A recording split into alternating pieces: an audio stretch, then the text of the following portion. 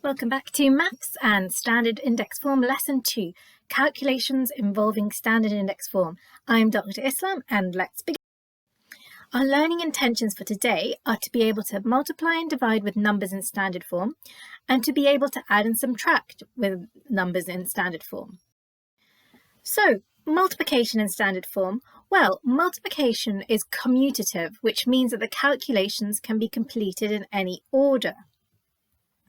So, if we had, for example, 3 times 10 to the 5 multiplied by 2 times 10 to the 6, we could, and the question said, complete the calculation without a calculator and write your answer in standard form, I would do as follows. So, we can do the calculation in any order, so I would group the 3 times 2 part together, and then I'd multiply that by the 10 to the 5 times 10 to the 6. Because you can do it in any order, so 3 times 2 is 6, and 10 to the 5 times 10 to the 6 is 10 to the 11. So is this answer in standard form? Yes. So that's the answer. To summarize, multiplication in standard form, we have to, step 1, rearrange the order of calculation. Step 2, calculate, and step 3, ensure your answer is in standard form. Okay, so division with standard form. For example, we've got 8 times 10 to the 7 divided by 4 times 10 to the 4.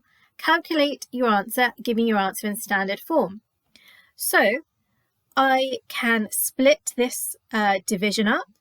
I can write it as 8 divided by 4 multiplied by 10 to the 7 divided by 10 to the 4. So I've split the 10 powers into one fraction and I've split the division with the numbers into the other. So 8 divided by 4 is 2, and 10 to the 7 divided by 10 to the 4, remember, when we've got division on the same bases, we subtract the powers. So it's 10 to the 7 take away 4, which is 10 to the power of 3. Check that your answer is in standard form. Yes, I've got it in standard form, so that's my answer. To summarize, step 1, split the calculation into 2 division problems. Step 2, calculate. Step 3, check your answer is in standard form. So adding and subtracting numbers in standard form, there are 2 possible methods. The first method, you could convert the numbers into ordinary form, do the calculation, and then convert the answer back to standard form. Or secondly, you might have a shortcut and you could convert the numbers to the smallest numbers power of 10. Do the calculation and then convert back to standard form if need be. So let's have a look at 2 examples. So I've got 6 times 10 to the 3 plus 3 times 10 to the 4. So 6 times 10 to the 3 in ordinary form is 6,000. 6 times 10 to the 3. And 3 times 10 to the 4 in ordinary form is 30,000. 30,000.